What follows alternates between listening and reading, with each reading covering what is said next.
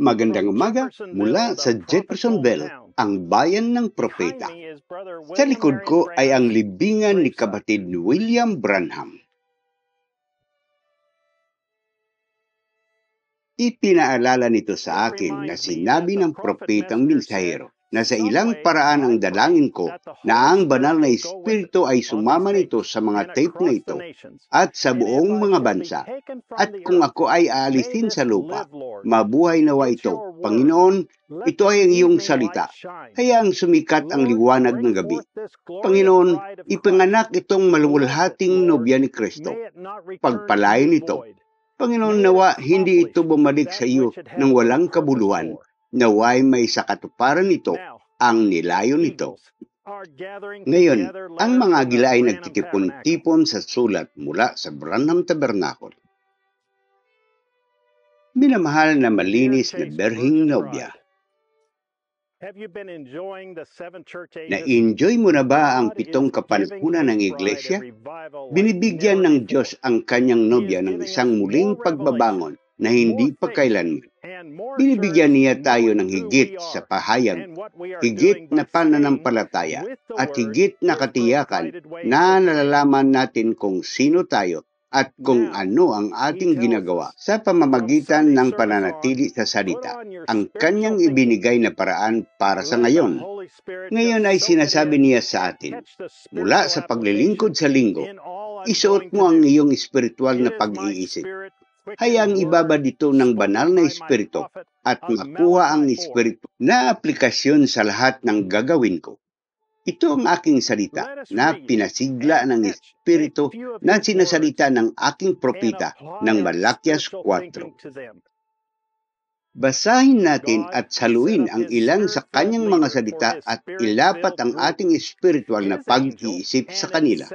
Itinatag ng Diyos ang kanyang pinunong-puno ng espiritu para sa kanyang grupong puno ng espiritu.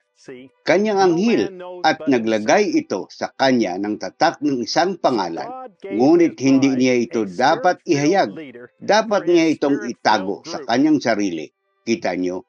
Walang nakakaalam kundi ang sarili niya. Kaya't binibigyan ng Diyos ang kanyang nobya ng isang pinunong-puno ng espiritu para sa kanyang grupong puno ng espiritu.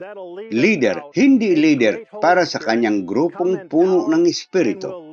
Malapit nang dumating sa mundo ang dakilang anghel ng liwanag na darating sa atin, na aakay sa ating palabas, isang dakilang banal na espiritu, darating na may kapangyarihan at aakay sa atin sa Panginoong Hesus Kristo, isang dakilang anghel ng liwanag.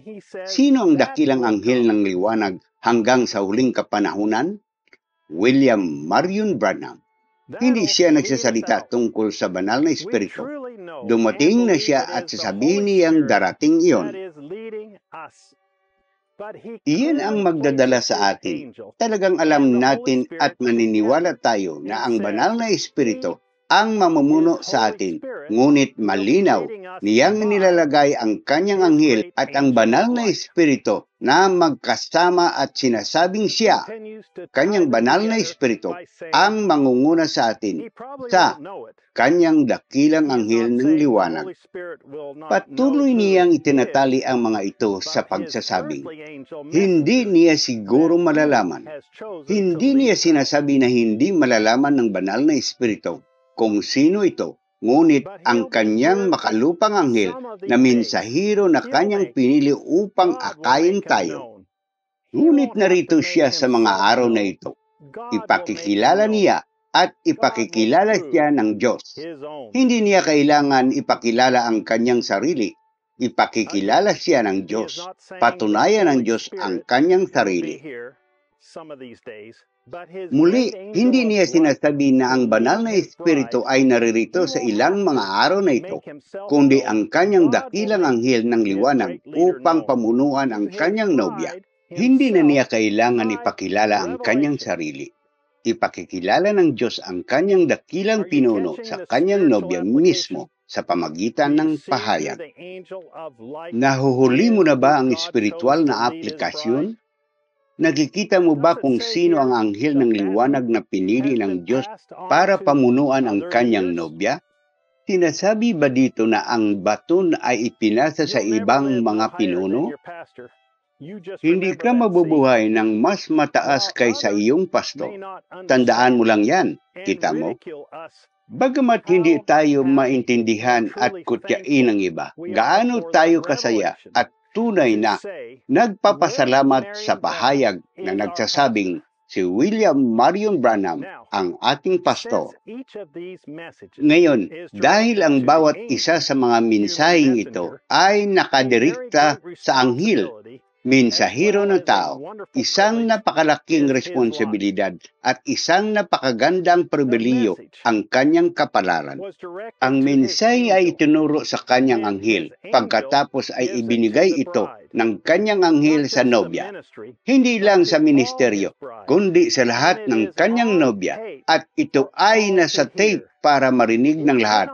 Hindi ito maaaring idagdag o alisin at walang interpretasyon. Malapit na siyang dumating, at kapag dumating siya ay mauuna siya sa inyo, at hahatulan kayo ayon sa ibanghilyo na iyong ipinangaral, at kami ay magiging mga sakop ninyo. Sabi ko, ibig mo bang sabihin ako ay may pananagutan sa lahat ng ito? Sabi niya, bawat isa, ipinanganak kang isang pinuno. Pagdating ng dakilang araw ng paghuhukom, siya ang unang darating sa kanyang anghel ng liwanag at hahatulan muna siya ayon sa ibanghilyo ng kanyang ipinangaral. Tayo ay ang kanyang mga sakop. Siya ang may pananagutan sa bawat isa sa atin dahil siya ang pinili ng Diyos na pinuno. Ilagay ang iyong espiritual na aplikasyon doon. Hahatulan tayo ayon sa sinasabi ng anghel ng Diyos. Kaya gusto mong kumuha ng pagkakataon para sa iyong buhay na walang sa pamamagitan ng kung ano ang sinabi ng isang tao na sinabi niya kapag naririnig mo ito ng direkta mula sa kanya. Paano maniniwala ang sinuman na may ministeryo na mas mahalaga kaysa na sa tape?